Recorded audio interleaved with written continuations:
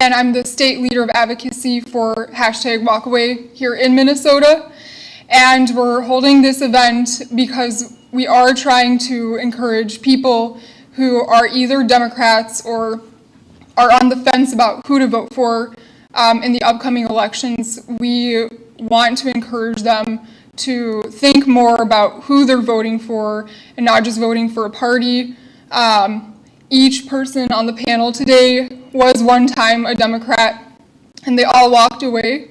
And they're here tonight to give their stories, why they walked away, and I believe it's really important that we have events like this because it's in hearing stories like this that people really are inspired to do the same thing. And so I have with me tonight Shen.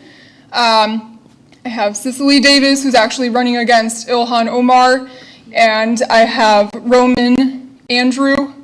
And I'm so pleased to be here tonight with all three of them. I think all of their stories are going to amaze you. Each one is different, but each one is important, and I'm really glad that you are watching tonight and listening to what they have to say. So I'm going to turn it over to Shen, and he will begin and tell us his story, why he walked away. How long is that story going to be? 5 to 10 minutes, that's Okay. fine. Hello, everyone. My name's Alan. Yes, like Jennifer said, I grew up, in a normal household. Had normal friends. So throughout high school and college, of course, you make friends with people who are very, liberal, and they give you an idea. So that's why I think the people in high school and college all flock to the left sides because they always like to virtue signal. They say if you support women, empower women, do the right thing, care about the planets, you care about the environment, you care about equality and freedom, then you have to be on this side. So just by saying all that, of course, people just all flock to that side, and they tell you the Republican sides are all racist and xenophobic and all that stuff, and then it develops some idea, image in your mind. So, but then when I woke up and looked back on all these things, and one day I started to do research on my own, and I was like, wait a minute. That's not how they are. That's not the whole truth. It's actually not even close to the whole picture. So I've ran into so many people who walked away like me, who always started their story by saying, I started to do research, I started to look into things. So a few of the things that I would say that triggered my interest to do research is a few things that Obama had done, because I was a strong Obama supporter for 7.5 years, and just till the last half year in his presidency, I started questioning things. For example, he was talking really tough on China, right? Saying that, hey, we need to make trade rules our way, we should not let China make their rules. But then he was really soft on China on everything, especially the Paris Agreement, the Paris Accord, right? So we have cut down all of our industries, right? And we allowed China to keep increase their pollutions until 2030. To me, that was like, how does that make any sense? It's not like they would lower down their pollution by 2030s. They stop increasing. Then it's like, if it's a global issue, how is it helping the globe or us if we just remove all of our industries to China, which they pollute more? And again, also Iran nuclear deal, right? Don't need to get into that. We know too much. And the Taliban leaders, that he used 5 Taliban leaders to trade with one U.S. Army deserter, right? So it's not like a hero, he deserted his post. And Obama used 5 Taliban leaders to swap him, which the guy is one rank below me. And I'm just saying that unless if you purposely want to give back the Taliban leaders, you will not do that. I mean, if I was ever captured in Iraq, I would not even agree with that. So, and I can fill in more later on, but I'll turn it over to Sissy. Hi, my name is Cicely Davis. Thank you for having me. My experience was more of a cultural, social change. Grew up with a single mom, one sister, and grew up in what is called or labeled as the Black monolith. And what that means is basically that in the Black monolith, there just simply is a cultural, almost religious, social expectation that because you are Black, that you automatically, without question, vote a certain way. You are a Democrat. You will vote Democrat. Your parents voted Democrat. Your neighbors vote Democrat. The church you attend, the deacons, the pastor, the entire pastoral staff, and everyone in the community votes Democrat because this is simply a voting block. You don't question, you don't deviate. And so that's what I grew up in. And because those directives came from my elders, my parents, my aunts and uncles, my grandparents, the pastor of the church, the deacons, and so forth, and I was young, I just took for what they said to be true. Not to mention that everyone who looked like me, thought like me, voted like me, played with me, voted the exact same way. It just seemed to be truth, and it seemed real. And so I was given a talk. It was very quick for my mother, and her basic political explanation was that one is for the rich, one is for the poor. Republicans are for the rich. They don't care about us. And one is for the political party that's for the poor is Democrats. And they're the ones that are inclusive and they care about everyone. The representation is obvious because there are so many Black Democratic leaders. This is how you vote, period. Done, end of discussion, and then you just move on with your life. What changed for me is during Bush, I like to call him W or Junior, but during Bush I started questioning. And what I started questioning very specifically was my set of Christian values in comparison to what was being reported in the news. And so I was attending church, and I like to tell people that right after I learned my name, I knew the Lord's Prayer. So I grew up very, very Christian. So when I attended church, I was taught a very specific set of values. And we also lived by those values. And we were told that they were unwavering and that those values were perfect. And this is what actually guided me as an individual and our community. And yet it seemed that whenever it was time to vote, it seemed that my parents on voting day, when they came around, I would hear their conversations with my mom's girlfriends or my dad with his guy friends, would talk about voting the exact opposite of what our values were in Christianity. So I started adding that all up and recognizing that there was clearly a disconnect. I was also taught in my culture Black history. And so one of our heroes, of course, was Frederick Douglass. I read Up From Slavery when I was about 12 years old, and again at 15. And just remembering some of the excerpts from there, and he talked about self-reliance and the importance of having a skill set and applying, and always putting your best foot forward and not having expectations from others or blaming. And so I'm hearing that, reading that, and yet the news is telling me something different, and they're really trying to sell me my victimhood. So anyhow, questioned my values against the voting, how I was instructed to vote. And then something very specifically changed for me when I actually volunteered at the local VA hospital. And I was living in St. Cloud, Minnesota at the time, and I volunteered at the St. Cloud VA, and spending time with our veterans and learning about a different value set with the backdrop of Christianity is what very specifically changed my mind, in that I was spending time with people who literally would give their life and volunteered to give their lives, and even the ones who went kicking, dragging, and screaming under a draft. The bottom line is, once they were there, they were committed for an entire country full of people that they didn't know. And they talked about something called American exceptionalism. And from there, I started learning about their personal experiences as soldiers, their personal experiences as individuals, and then why they love this country so much. And from there, their heroes came from my community. So they praised Frederick Douglass.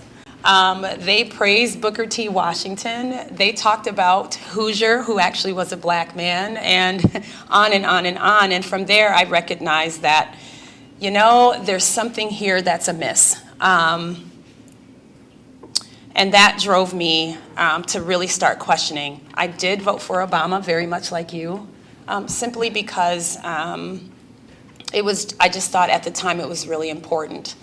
But once he was in, there were very specific things like what you're saying with the Iran deal and moves that he was making that I recognized that he was anti-American. He was very much the antithesis of what the soldiers and the veterans that I had met and spent time with at the St. Cloud VA. From there, I just recognized that, you know what, I am hopelessly and wonderfully conservative Republican.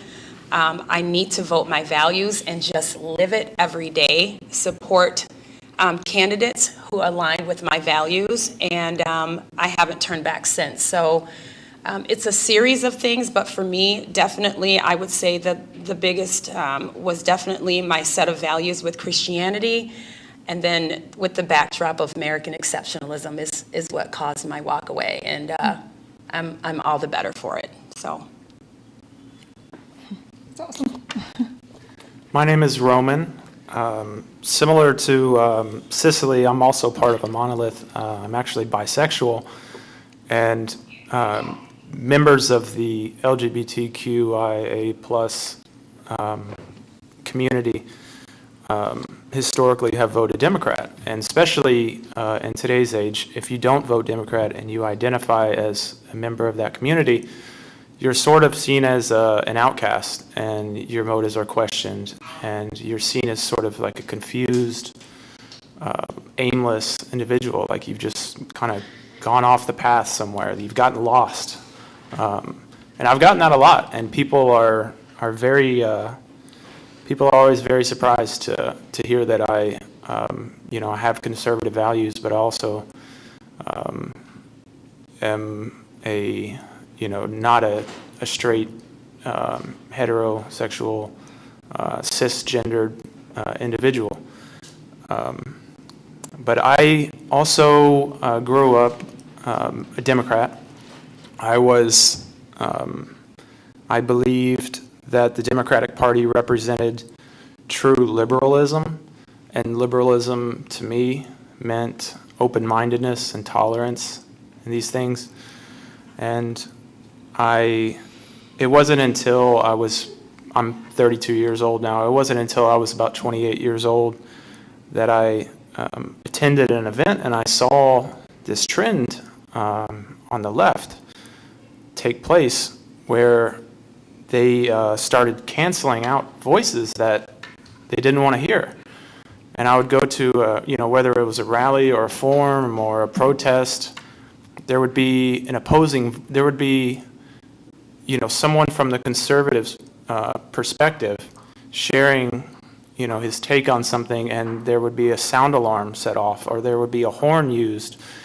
And when I first picked up this trend, it was very concerning to me because it goes against what liberalism professes to be about. I mean, to me, liberalism was always like the open-minded people. Like, these are the people that like have open-minded values. Those things are important to them, right? Like, they profess to care about other people, they care about minorities, they care about, the LGBTQ community. So it didn't make sense. It was very confusing. So that was the beginning of my journey to where I am now as a conservative. And along that journey, I was introduced to Thomas Sowell and Booker T. Washington, Up From Slavery, a wonderful book. and many other books by many other great conservative authors. And my eyes began to open to a lot of the things that I thought I identified with the Democratic Party about. But it turned out, much like Cicely, the things that I thought the Democratic Party was about maybe was at some point, but they certainly aren't anymore. And I cannot, in good conscience and clear conscience, identify with a party which supports progressive taxation, which doesn't make any sense. You know, if you tax an individual or a corporation, they put their money into stocks. They take out loans against those stocks for lower rates and avoid paying corporate tax rates, avoid paying individual tax rates. But at the same time, by investing in stocks, they're also taking risks. So people say, like, you know, the rich aren't paying their taxes. Well, that's because they're investing. That's because they're taking risk, right? So it's whether it's progressive taxation or this idea that crime is a consequence of poverty. This is another myth that I have only recently learned to be true. And I think a lot of people that identify with the Democratic Party, if they knew these things, if they knew that the Asian community during COVID had the highest unemployment in New York City at like 23%, and yet at the same time had the lowest crime rate. Again, the Asian community in New York City was unemployed at a rate of 23%, and yet their crime rate was a tenth of other minority groups. So think about that. I mean, the next time you turn on CNN or MSNBC or NBC or ABC, and they're presenting a story about kids who have gotten into a life of crime, who live in an impoverished community, as if the crime is a consequence of that impoverishment, remind yourself that the Asian community, again, all across the country, is grossly underrepresented in the prison system and in many regards overrepresented in poverty. And when you start to see that mismatch, you start to ask questions, and that you should start asking questions, because a lot of the ideas put forward by the Democratic Party are fundamentally flawed, and that's one of them. And there are many other examples, and I look forward to talking about some of the other examples. And I'm gonna give it back to Jennifer. Thanks, Roman. So now what I would like to do is turn it over to you guys and just let you ask any questions that you might have for the panelists, just because I really think it's important for us not to just hear their stories, but to actually engage in discussion. I'm sure each of us has some question in the back of our mind that's mulling there at the moment. So if you have a question, you can just raise your hand and I'll come over to you with a microphone and you can just ask it. And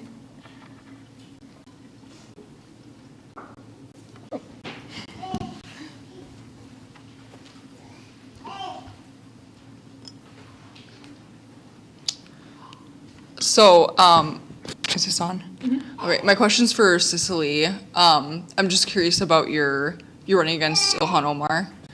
I'm just curious on what like the door knocking experience has been for you and kind of what you're hearing from that voting bloc, and what you think your strengths are and the things that maybe you have to offer now that, you know, she's had some time in office, that maybe that voting bloc would kind of feel accord with you and not so much with her anymore. Sure. So I'm going to try to scathe away from politics tonight, but I will definitely answer your question. As far as the voting bloc, are you talking about the Black community, or are you talking about? Just anyone in your district. Okay. So what we are, with door knocking, the experience has been, we're hearing mostly from the base, meaning conservative Republicans, is just that very simply, they just feel like they are suffering under some progressive policies that have been forced upon them by a progressive leadership like the Minneapolis City Council and Ilhan Omar and people like her. And so they are dissatisfied and they're angry. Things that they know to be true, it's just citizens that, they know what happens and how it feels in their wallets, right? They know that gas prices are a result of certain policies. They know that a certain value system has gone awry. They know that if you, shout a mantra of defunding the police and you deplete the police force, and yet when crimes are happening and you call the police and they're not there and it takes them 30 minutes to get there, that they are less safe. So those kind of things they're upset about. With independents, it's a little different. Independents, they tend not to get caught up in the minutia of the political back and forth. What they are saying is that they just simply want the divisiveness to end. And so what I have to offer to answer your question is that I am just someone who's looking to I like to say dissolve the divide. This city has been through a lot since 2020. I think that we are ground zero. We started, as far as I'm concerned, the optics of the unrest originated here in Minneapolis because of the massive leadership failure that was set off by our mayor and our governor. And so people have lost friends and family members and neighbors. They are people who have had neighbors that they spoke to for 30 years who no longer speak because they're divided because of politics. And so they're looking for a champion and a hero and someone who can actually bring people together. And so that's what I have to offer.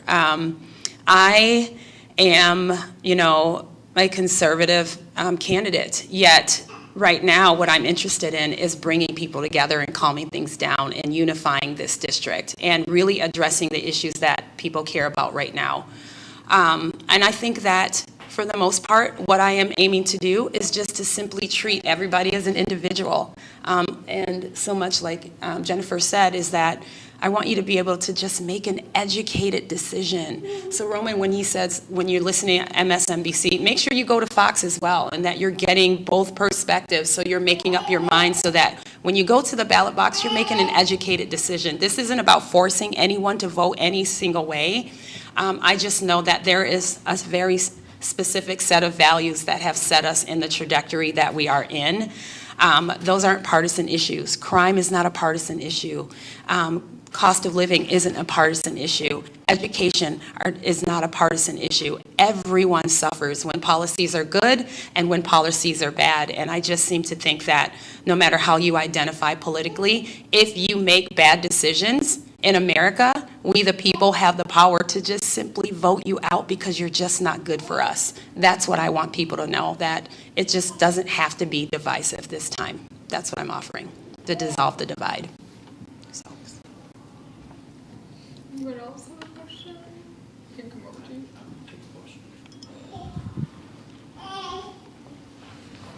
I guess this is for each one of you. I heard influences like Frederick Douglass and Thomas Sowell being major influences, but were there like family, friends, anyone close that you talked to at all that kind of helped, that were conservative, that kind of pushed you in that direction?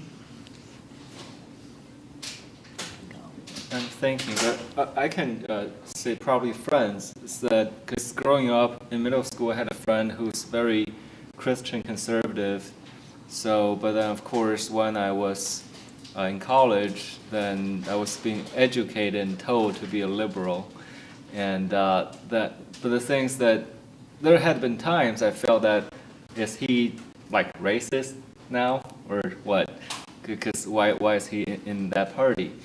But the thing is that he never stopped being my friend.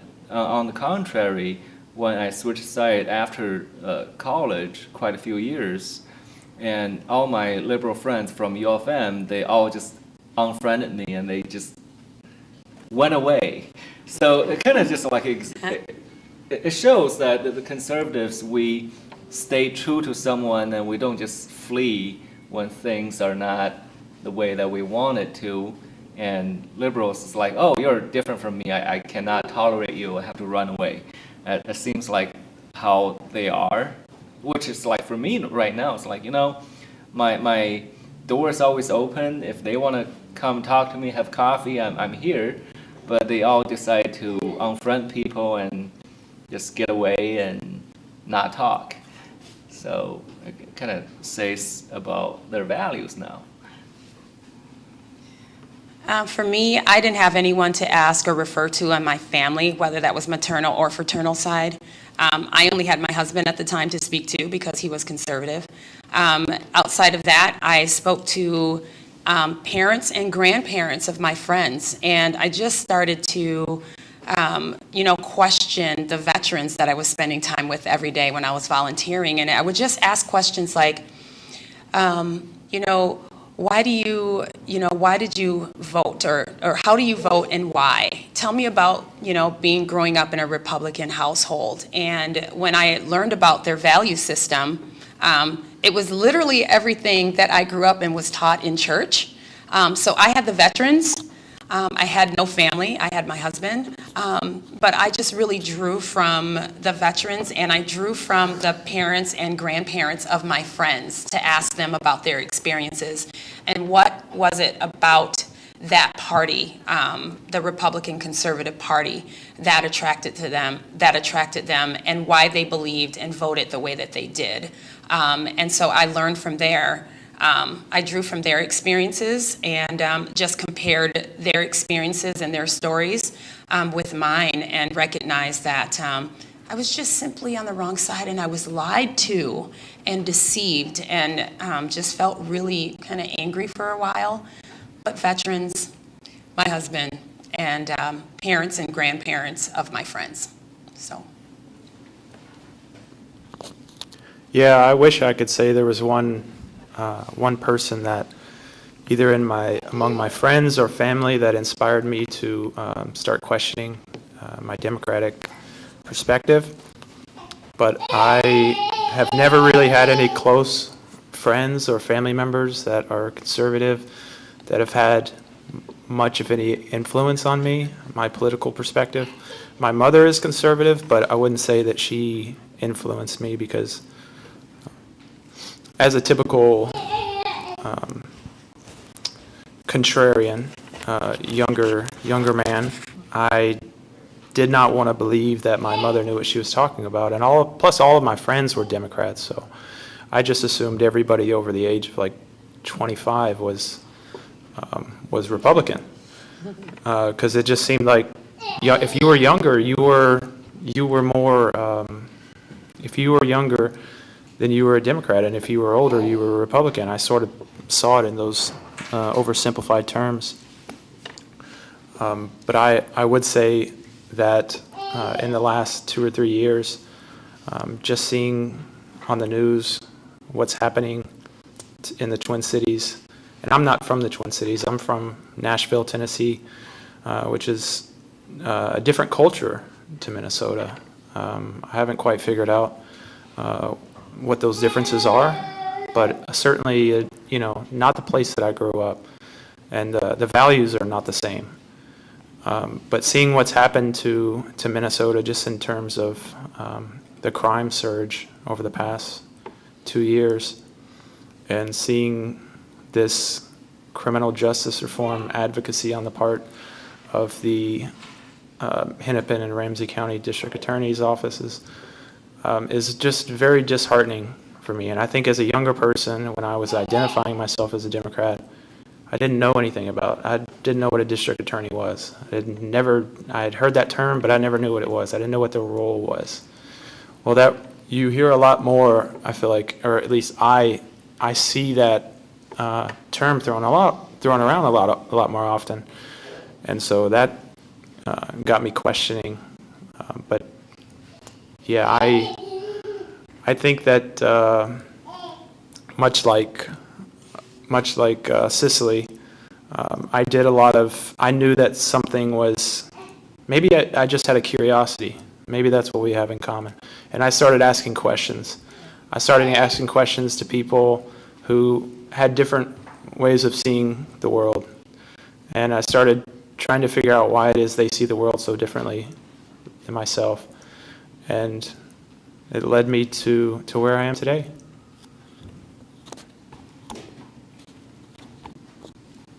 Anyone else have a question? You can direct it either at any one specific speaker or to the whole panel. You just have a general question. I guess I'll go. Okay, I'll go to you next. My name's Ken, and I think you and I, Roman, were probably very similar in how we progressed through life. I was about the same age when I started to walk away. I hate to say how long ago that was now, but I grew up in Illinois, central Illinois, so it was very blue collar, very people were down to earth. There was a lot of immigrant, German, Polish immigration was where it was founded, or the founding groups. And the mentality was completely different there. If you lost your job, you struggled, you went 3-4 other small part-time jobs to put food on a table. And there was pride in not going on a welfare roll. Similar to what Cece brought up, there was also not as much crime. Poor doesn't mean crime. And so I grew up in a household that, for all practical purposes in Minnesota, is conservative. In Illinois, it was Democratic. I mean, it was the old blue dog, I guess.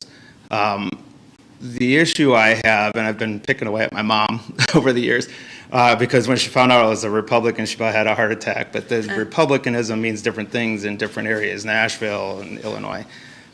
But what I struggle with is getting them to break free of that propaganda that they watch. They're used to watching their TV stations, the CNNs and stuff. Because when you actually talk to these people one-on-one, a lot of them will agree with us almost on everything, but they just can't pull the trigger. Now, I think the struggle we're having, and it's probably, and you guys can probably speak to this with your movement, is trying to get those folks to now identify that the party that they keep aligning with has been shifting so far that at some point you have to pop, and you just have to say, either I'm going to go as independent, or I'm going to finally start maybe crossing party lines and voting for the individuals. Maybe if you guys just kind of want to pick to that, is as you're kind of getting out there and engaging with people, are you kind of going at it that approach? Because I know if you get too into the minutia on certain topics, people will glaze over and they won't engage you anymore. So what kind of successes are you having and getting people to actually just kind of see a little bit more than what they were before in the general sense, I guess? Sure, I'll answer that. I think I talked a little bit about that in my last answer, in that what I'm doing is I'm dealing with issues that I don't believe are partisan. I think that when you deal with everyday life and you're dealing with common sense, what you have is that people have to then just kind of step back and think. Right, and so what I like to do is just do what we're doing right now, is just simply engage. And part of that is just asking questions, since your last vote, last year, are you safer? What has changed? Are you satisfied with leadership? Are you satisfied with results? Well, why aren't you satisfied? Those kind of things. And so I think that it's just really important to remain open and recognize that there are differences in our parties, and that perhaps the Republican conservative side, though we have all the facts, perhaps we could maybe use a little more compassion and just be open to the fact that other people do have experiences. And then perhaps on the liberal Democrat side, you can have experience, but you simply can't ignore the fact that anything times zero is just zero, right? Those are the facts, and facts aren't meant to hurt feelings. It's just to serve as a baseline so that we have something to go from, so that we can arrive at a certain point where we can find a compromise. I think that's just simply the approach. Right now, what we have is just a complete shutdown of exchange of ideas, conversations. Roman referred to this. You referred to this with cancel culture as well. We can't have civil discourse because everyone wants to run to their proverbial left or right corners. But we have to just kind of decide that though I'm coming from a certain perspective, I can acknowledge that you had a certain experience. And though you really feel great and you want to help people, the simple fact, facts aren't meant to hurt your feelings. It's just to serve as a base. And if we can get there, the American majority is right there, where they are willing to listen and understand that we're all individuals, and yet in that individuality, there is still space. And it's within the realm of possibility to come up with policies and or rules and or some kind of way to coexist. And that's the approach. We're doing it right now. Well, and you also mentioned about how do we talk to Democrats on. So a lot of times when I door knock, I just ask them questions because they have a whole bunch of statements, right? Maybe they gave them a cheat sheet, right? It's like this. When I see a Republican, read these things, right? So, but once you start asking them questions, it forces them to think. Like, feeling is their strong thing. Thinking's not. So when you force them to think, they sometimes wake up a little bit. And a lot of times, like when you explain something, or inform them something, then the good ones, that they always say, oh, really? Huh? Like, I didn't know that before.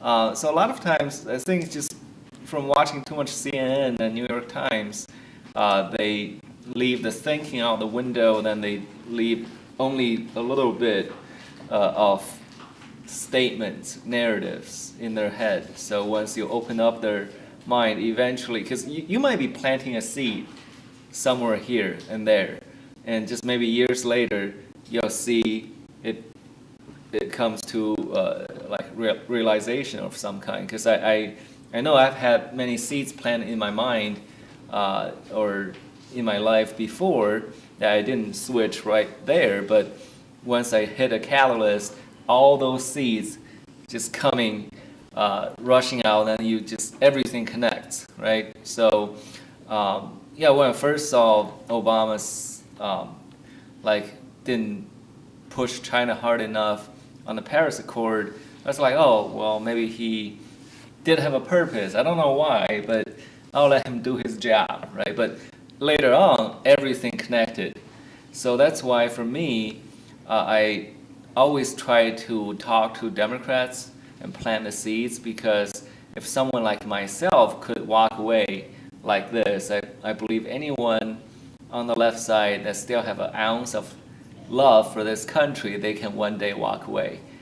So that's why I keep having conversations with them and just plant the seeds and see how it goes.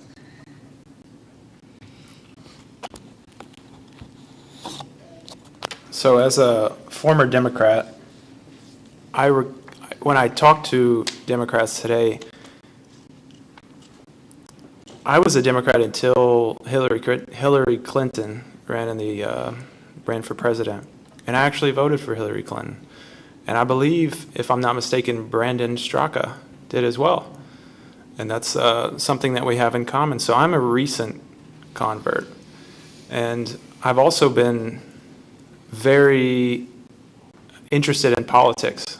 And I've been reading the news and trying to understand issues ever since I was a little kid. And so I understand the Democratic perspective very well on the issues. I understand it very, very well. And the problem that I have now, looking back at an older version at a younger version of myself, the problem with the younger version of myself was I believed very strongly along Democratic lines of thinking on the issues, but it was a stage one line of thinking. It never went past stage one. As soon as I got to stage two, it started to crumble. The logic started to crumble. It didn't add up. And I think, for me, I'm a very practical person. Like Cicely said, I want to see the facts. And if the facts contradict my party, I'm not going to agree with my party, Republican Party or any party. I'm not going to agree with it. If I follow the facts, I'm looking for truth. I'm not a postmodernist. I believe that there's truth. I don't think there's your truth and your truth and your truth. I think there's truth. I think there's one truth. And I think when you start thinking in those terms, like truth is a relative concept and everybody's got their own truth, I think that you start really overcomplicating the world. You start overcomplicating issues. I think issues can be quite simple. I think oftentimes finding the truth is not simple at all. That can be extremely difficult. And I don't think there's any clear avenue to finding the truth, but I do think that there is a truth. I don't think that truth is a relative concept. But I've had the good fortune of talking to people on the streets with Jennifer recently, and we have, it doesn't take long at all to see those qualities that characterize democratic ways of thinking or approaching important, controversial, or divisive issues. Because, again, like myself, in the past, the younger version of myself, if I was questioned on an issue past stage one, I would start to crumble. And I would start to give ad hominem attacks. I would start to attack people personally. I just start attacking their character because I was insecure. I'm not insecure on the issues anymore. Like I know way beyond stage one where I stand on issues. Not every issue. I'm not an encyclopedia. I don't know everything. I don't know exactly where I stand on every issue, but I have very strong opinions on a whole host of issues. And I try to root my understanding not just in stage one line of thinking, but in multiple stages. By that I mean I try to have a deeper understanding of what is actually going on and the complexities involved. And I understand not everybody is that political. Not everybody is just that interested in issues, right? Not everybody's going to look up a report that's very esoteric and very specific to one particular issue when you can read about something that's more broad and that applies to a larger host of people, right? Or is specific to a person's community. But I have that interest because I think those microcosms are illustrative of broader issues as well. And I think oftentimes having a deep root understanding of issues, even a single smaller esoteric specific issue, can often give you a broader understanding of other issues.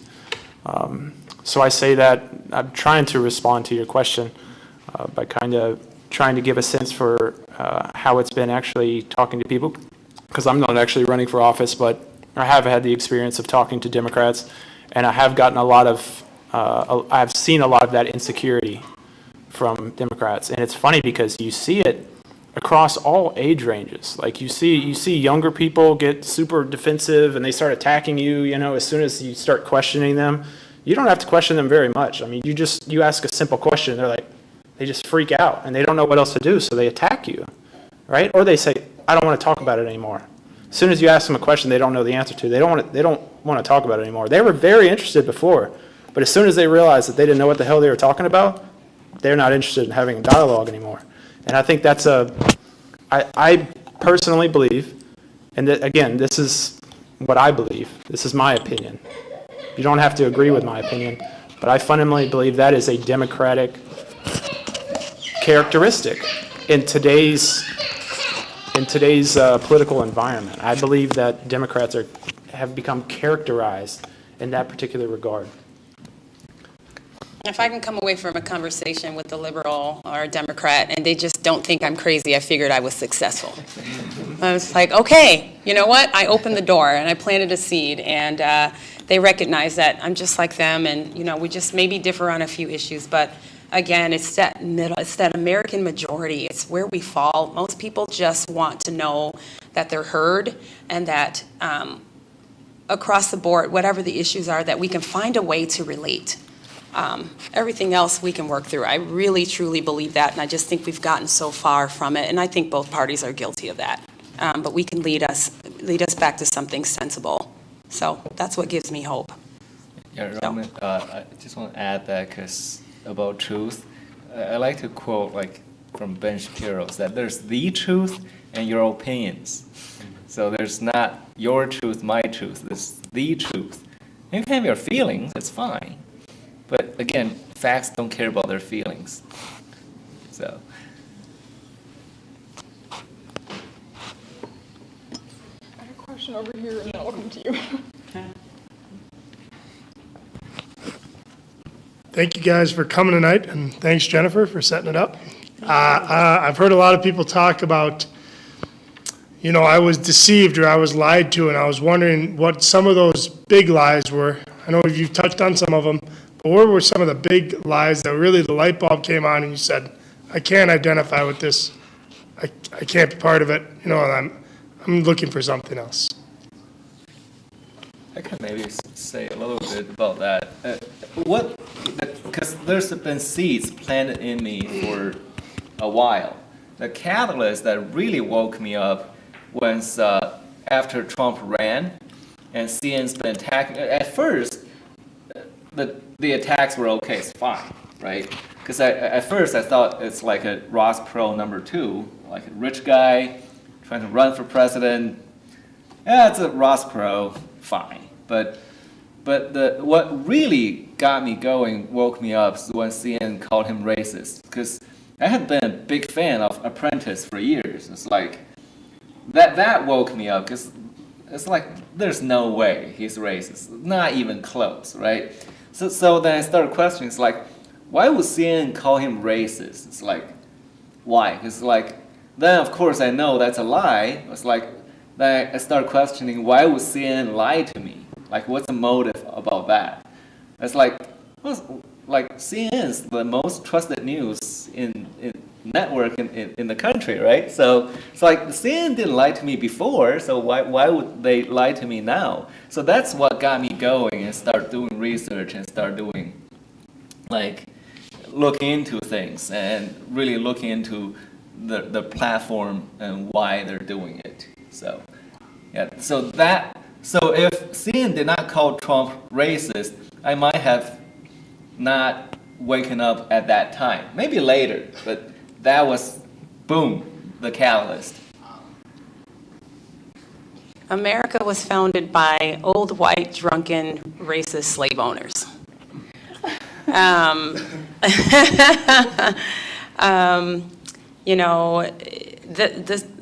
The original one for my mother, one is for the rich and one is for the poor. Very dangerous generalities where you're literally putting people into a voting block and they're not viewed as individuals. That was a lie. That's hard to say because it came from my mother, but that's a lie. I found out real American history, how many black people were actually omitted, literally, deliberately omitted out of American history books by Woodrow Wilson, who played the very first racist propaganda movie in the White House. And so there are just tons of black people who absolutely paid and sewed into America's history, which made it really rich. And I found out that Hoosier is actually a black man. And it's like, what? Do they know that? I didn't know that. I was lied to. It goes on and on and on. But I think that those generalities have led me to a certain way, have led me with a certain perspective. And quite frankly, it contributed to that stereotype of the angry black woman, right? Because you're you believe the lie, you believe the big lie and the big switch. And so I found out that black people were actually Republicans originally, and the KKK was formed to terrorize them, to keep them from voting. I found out all the truth, and those truths were hidden or omitted for a certain purpose and to have a certain narrative, and that there was certain people who would tell those certain stories over and over and over again to an entire race of people just for this simple, just for control. And once I found that out, it started a journey for me to seek truth and to learn it. Once you get over that deception, it's pretty shocking. But once you get over that deception, then you seek reasons to be happy. And then you really dig deeper to find out what else was omitted and why and how it's being used and the results of those lies. And so that to me is very much alive today. But those are the big lies. And I always heard also in the community, because that's where the lies were for me, you know, those rich white folks over there, right? But when I had friends and I met these people, they were just regular working people who went to work every day, and they saved and they paid bills just like everyone else. So little lies, simple little everyday lies were being untold, and I found out the real truth about them. And so we have to just dig deeper and seek beyond someone else's narrative. So that's how it was told to me in the community, was where those big lies were told, more so than anything else. I just want to add to one thing you said about the big switch. Because when I asked Democrats when the big switch happened, it went anywhere from 1920s to 1980s. They don't even know which year. Because they've said anywhere from, 30s, 40s, 50s, 70s, 80s. Like, when did it happen? Yeah. So I'm so glad you asked that question, I really am, because I don't usually write notes, like for myself, but I actually wrote notes for that. I was anticipating that question, and that's such a good question.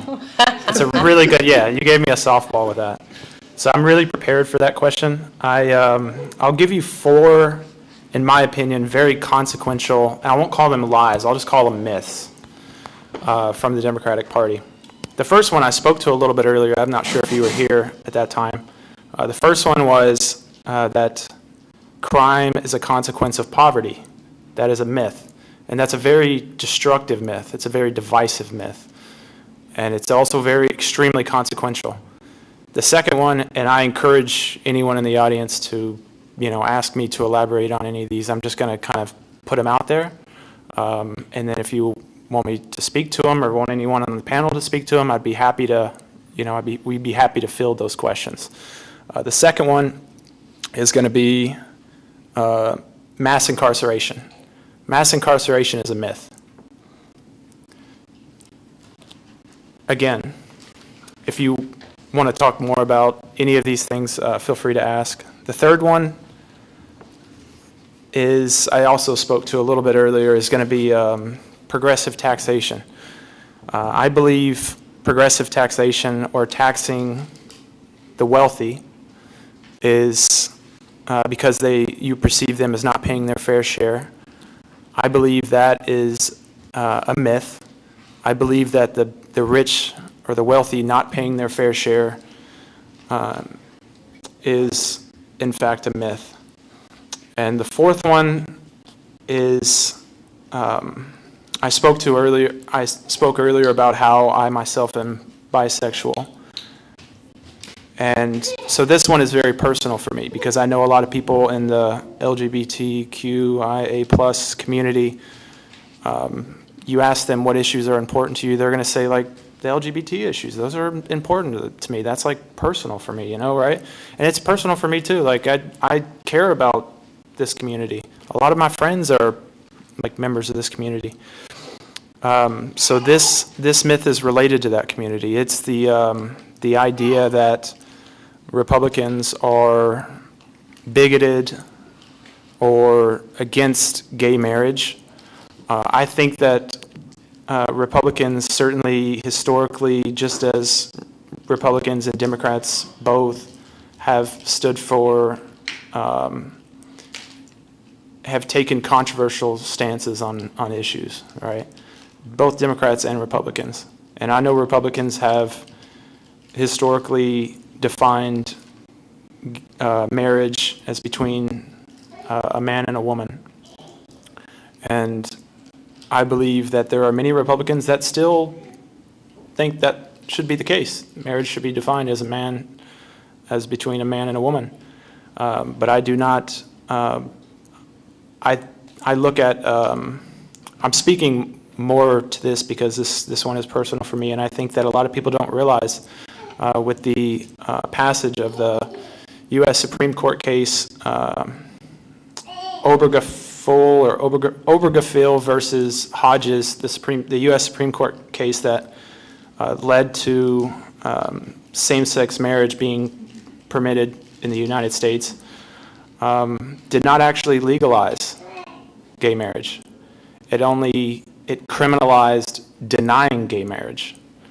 So if you're a religious person, and can I just see a show of hands, like those in the audience who does anybody in the audience consider marriage to be a religious, sacrament? Does anybody in the audience consider marriage to be sort of religious?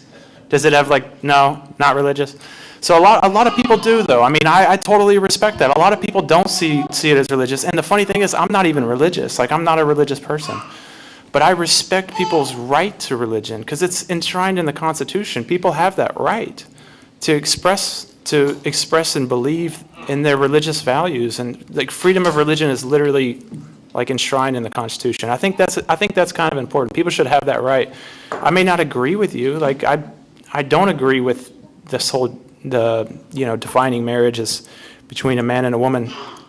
But I think that if you're a religious person and you believe that marriage goes against your religion, and you work at a wedding venue, or you work for a bakery, or you work for a computer software company making websites, which is actually going to be the Supreme Court case taken up next term on the matter, you should have the right to say, actually, I just don't really feel comfortable with that. It goes against my religion. Just as somebody who is Muslim shouldn't be forced to do something that goes against their religion. Just as somebody who's Hindu shouldn't be forced to do something that goes against their religion. I just believe, I absolutely believe and support the LGBT community, but I just wish we could support the LGBT community and support same-sex marriage without taking away those liberties from other people, taking away liberties from much of the U.S. population that is religious, either Christian or some other religion. And for a lot of people, marriage is seen as a religious institution. And I think those people's rights should be protected as well.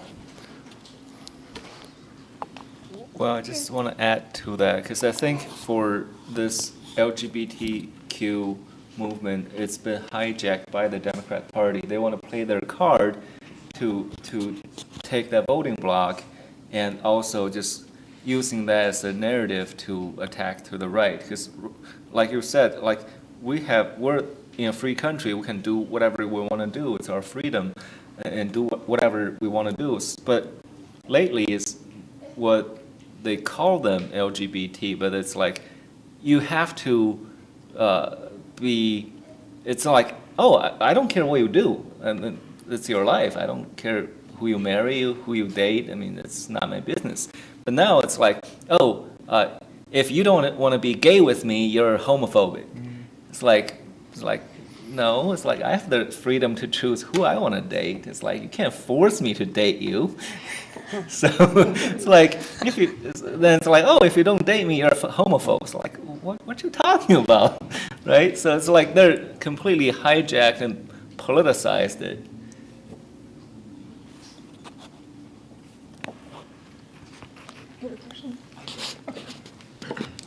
Gabe. Hi, my name is Gabe, and I just wanted to talk about, there's a very credible report of a Hmong voter that was going to vote for May, in the primary, and he went to the election office, and he couldn't speak English, right? But like he knew he was voting for. But then he said that he was actually instructed by like the election official, like here's the Democrat side, like here, vote here, because he doesn't know what Democrat or Republican is, like he can't really read that, and so there was that very credible report that, I mean, I work on May's campaign, and we've been talking about this too, and so I guess like given that, my question is, I mean, I don't trust that institution. Given all that's happened over the last 2 years, all the lies that have been told towards us, I don't especially trust that this election would be possibly safe. And so I guess just like, what are your thoughts about what we can do about this, like to fix it? Because there's definitely people like in the Democrats that are pulling their dirty tricks out of their bag, and we need to do something about that right now. So. I think I need some clarification on your question. Are you referring to his experience or voter integrity, or what do you?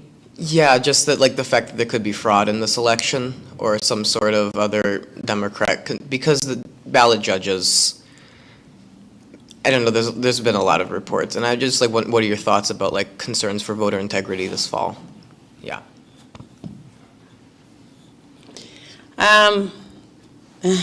I'm so trying to stay away from politics tonight. Very quickly, I think that for me, I'm just very general across the board here in that it's 2022. I'm running a very specific race. I want every vote to count. And I need for people to just stand up and do your duty, right? Make sure representation is there and it's even at the ballot box. I just want every vote counted. I want every vote to be considered. And I want every vote to be fair, simply because that's just constitutional. And people have worked hard and fought and died, and that's my general, we need leadership, right? We need leadership to make sure that happens. And so we need legislation, and we need people to legislate that going forward. And so hopefully the candidates are doing that. But my focus is just simply to run a really great race, get people to the polls, and I just want to make sure that constitutionally every voter that casts a vote, that it's counted, and that it's fair across the board, and that people feel confident that their vote will matter. So I'm really trying to stay away from politics today. I did have one more political question. Yeah. Just like the state of like your Yeah. I'll take him. I'm not running for office. No, just like the current state of your primary. I've been seeing some ads of some other guy that was running against you, and he's not that big, but he was just saying, oh yeah, we're moderates or whatever. And I mean, I think you're pretty like much commanding in the lead right now, but like what do you have to say about the state of the race? Because I don't know anything. I'm focused on November. Okay, so it's already. I'm just focused on, general election going forward, so, yeah. And about election integrity, just everyone should be election judge. So, yeah, like. Representation is important. Yes. I'll say that there are several states that have passed these, voting rights legislation to try and secure future elections. And I think much of what they're doing, at least in Florida, for example, because I don't know too much about what they did in Georgia, but in Florida, I know they're trying to prohibit mail-in ballots because this is believed to be contributing to voter fraud. And there's a conservative documentary on voter integrity that I think has a lot of people questioning whether the election process is rigged or corrupt or fraudulent. Dinesh Souza's 2,000 Mules, which is sort of filled with, I think, a lot of conspiracy theories, and I think many of them are sort of baseless. And I've actually watched the documentary, and I want to believe that it's true. I want to believe that these accusations of wide-scale voter fraud is true. but coming from someone that actually has been prosecuted for voter fraud, sort of discredits. I mean, I don't think a lot of people are aware that Dinesh Souza himself was prosecuted for voter fraud. Don't take my word for it. Please fact check me. Fact check me live if you want. I'm sure the comments section will take care of that for us. But yeah, I do think that voter fraud is a problem, and I hope that more states look into that and take that serious, because the institution of voting is sacred, and people should trust the voting process. And it's a shame that much of the population now has grave concerns about whether their vote is actually going to count. And the only way that we're actually going to rectify that is if we take wide-scale, serious action at the national level and try and prevent any sort of means of wide-scale voter fraud. Did you fact check me? No, you're right. Oh, okay. Gabe. Could I add something about the election integrity? I mean, it's right. So it's like you don't have to agree with everything Dinesh D'Souza said about his felony. It was actually he over-donated to a political campaign. He gave money to two people to give on his behalf, which was illegal. It was against the law, and he admitted that it was against the law. I think he knew what he was doing was against the law, and he did it anyway. He testified to that. So, but I just want to talk about 2020 is that a few things people at least should ask questions. Is that, was Joe more charismatic than Obama? No. How did he get more votes than Obama? People should question that. And also, people should also know that no presidential re-election had gained votes and lost election, right? So for every president's re-election, if they gained more votes than the first election, they always won. And the other one that I want people to think is that all the swing states like Florida, North Carolina, Ohio, and Iowa, every presidential race, when you won those 4 states, you always won. Because those are key swing states, because those 4 states show where the independents vote. Almost nationwide. So there's so many things people should ask, and people should think, oh, something's not right in this year's elections. And also, if you count all the congressional elections, if you count all the congressional elections and count all those votes in terms of states, and Trump would have won. So just like there's so many things people should ask questions on, but a lot of them they just want to nope, don't ask. When did it ever take a week to count an election, or when the whole polling place shuts down for like physical water didn't happen, like in Atlanta? Certain things like these, all these isolated incidents just come together. If you get thoughts or not, I don't know. There is a plausible explanation to that, actually, because I've heard that a lot. I mean, that's one of the arguments in favor of wide-scale election fraud, is that the election ended up taking much longer than it usually does, right? One plausible explanation is, historically, we've never had so many mail-in ballots. We've never had that many we've never had mail-in balloting on that scale before, anywhere close to that. If we recall, that was the height of the pandemic. A lot of people didn't feel comfortable going out to vote. So we tried to make it, in theory, I mean, I'm not saying this is the case, but I'm saying it's a plausible explanation. It's a plausible potential explanation, right?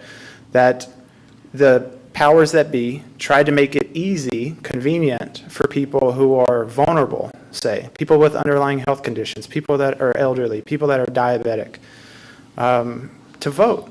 It was seen as sort of a safer way to vote. You know, you got these little, a little ballot box, in a well-lit, public area around in a high, with a high population density area, and, cameras in most cases, not all cases, but in most cases, surveilled. And so it gave people the opportunity to vote with some peace of mind, given the mass fear and hysteria around COVID early on in the pandemic. So again, I'm not saying that explains it, but I'm saying it's, as somebody who tries to find reasonable explanations for things, that's one potential reasonable explanation that I've found. Well, in March of 2020, I thought there was going to be body bags on the streets when COVID started. Like, I was scared.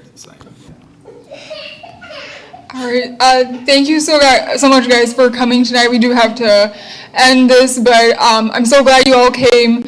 I really want to thank each panelist here tonight. I just enjoy speaking about deep issues, and even more so, there's a purpose behind this, and that's to open people's mind to the truth. And I think what Cicely said is really important, is that we're not here to cause division. We're here to unite Americans, whatever party you might identify with. We're here to unite, and we want to have a movement that's both powerful but also motivated by love. And I think that's what the Democrat Party is missing, is that they've forgotten how to love their fellow Americans, and they've turned us against each other. And so we're here to bring that unity back. Thank you, guys. Thank you. Thank you guys for coming.